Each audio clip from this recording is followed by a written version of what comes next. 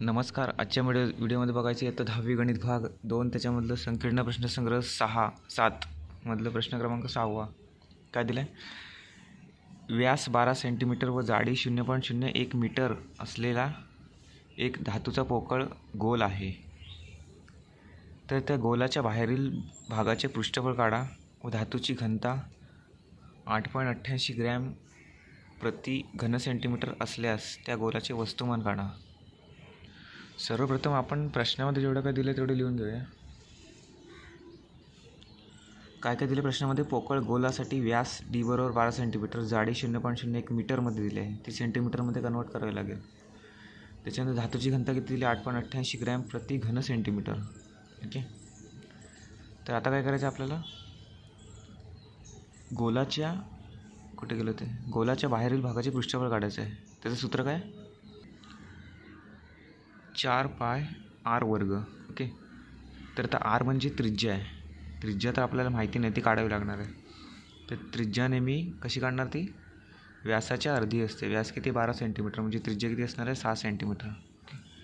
तिकडे आपण गोलाची त्रिज्या काढूया आधी. ते तुम्हाला लिहावं लागणार आहे. गोलाची त्रिज्या r बरोबर व्यास भागिले 2. व्यासाच्या नेहमी अर्धी असते त्रिज्या. ओके. व्यास किती? 12 सेंटीमीटर भागिले 2 म्हणजे 6 सेंटीमीटर त्रिज्या आली. आता ही त्रिज्या आपण या सूत्रामध्ये वापरूया आणि उत्तर काढूया गोलाच्या बाहेरील भागाच्या पृष्ठफळाचं. ओके. 4πr वर्ग बरोबर 4 गुणिले पायची किंमत किती घ्यायची? 3.14 घ्यायची. आणि r किती आहे? 6 सेंटीमीटर, म्हणजे 6चा वर्ग. ओके. 6 36. 36 गुणिले 4 गुणिले 3.14. याचं उत्तर किती आलं? 452.16 सेंटीमीटर वर्ग. ओके. ते काय आलं? गोलाच्या बाहेरील भागाचे पृष्ठफळ. आता दुसरं काय दिलं त्यांनी? गोलाचे वस्तुमान काढायला सांगितलं आपल्याला. ओके. आता गोलाचे वस्तुमान कसे काढणार आपण? धातूची घनता फक्त दिली आहे. ओके. म्हणजे धातूची घनता बरोबर गोलाचे वस्तुमान भागले काय? गोलाचे घनफळ. पण इथे आपल्याला वस्तुमान काढायचं आहे. गोलाचे घनफळ इकडे न्यावं लागेल, पण आपल्याला गोलाचे घनफळच माहिती नाही आहे. ते पहिल्या आधी गोलाचे घनफळ आपण काढूया. ओके. म्हणजेच काय करायला लागेल आपल्याला? हा जो गोल आहे, हा असा गोल आहे. ह्या फक्त गोलाचे हा फक्त गोलाचे आपल्याला घनफळ काढायचं आहे. ओके. त्यासाठी गोलाच्या बाहेरील भागाचे घनफळ भागिले गोलाच्या आतील भागाचे घनफळ आपल्याला वजा करावं लागेल. त्यानंतर हे गोलाचे घनफळ येईल, ते खाली लिहायचं आहे आपल्याला. ओके. तर त्यासाठी आपल्याला आतील भागाची त्रिज्या काढायला पाहिजे. ती कशी काढणार? हे बघा, जाडी त्यांनी दिली आहे ना 0.101 मीटर, ती सेंटीमीटरमध्ये कन्वर्ट करावी लागेल आधी. ती करूया. आता गोलाची जाडी किती दिली? 0.01 मीटर. तर सेंटीमीटरमध्ये कन्वर्ट करायची असेल तर ह्याला 100ने गुणावं लागेल. ओके. कारण काय? 1 मीटर म्हणजे किती? 100 सेंटीमीटर. ओके. मीटरच्या ठिकाणी आपण 100 घेतलं आहे, सेंटीमीटरमध्ये कन्वर्ट होईल. 0.01 गुणिले 100 काय होतं? 1 सेंटीमीटर. ओके. आता आपण काय करूया? गोलाच्या आतील त्रिज्या काढूया. आता गोलाची बाहेरील त्रिज्या किती आहे? हे बघा, ते दिले. व्यास 12 सेंटीमीटर ना, म्हणजे हा जो व्यास आहे हा 12 सेंटीमीटर आहे. आतली म्हणजे ही त्रिज्या किती आहे? 6 सेंटीमीटर. हे आपण काढली इकडे. आता 6 सेंटीमीटरमधून ही जाडी वजा केली की आतील भागाची त्रिज्या आली एवढी फक्त. जाडी किती? 1 सेंटीमीटर.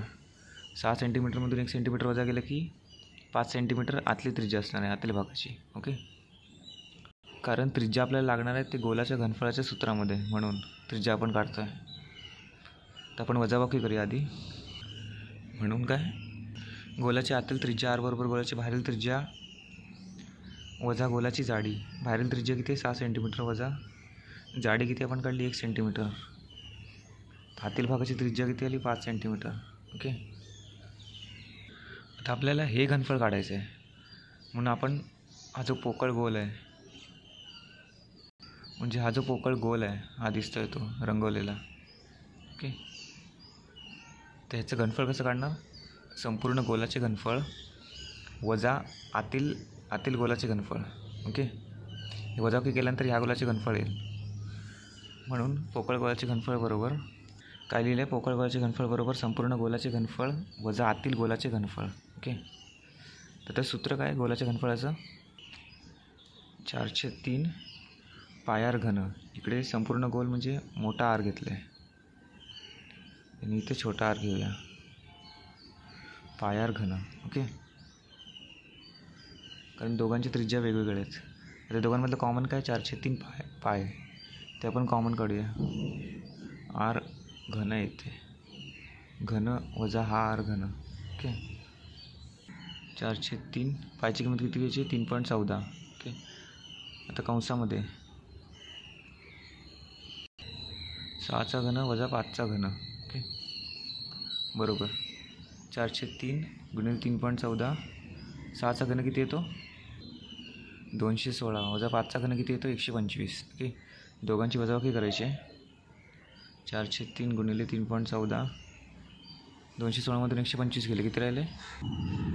91 राहिले. ओके, आता दोघांचा या सगळ्यांचा गुणाकार करायचा आहे आणि भागिले 3. यांचा गुणाकार किती येतो? 1142.96 भागिले 3. ओके,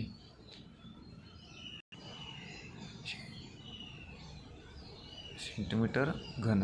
ओके, हे काय झालं? हा जो गोल आहे ह्याचं घनफळ झालं ते.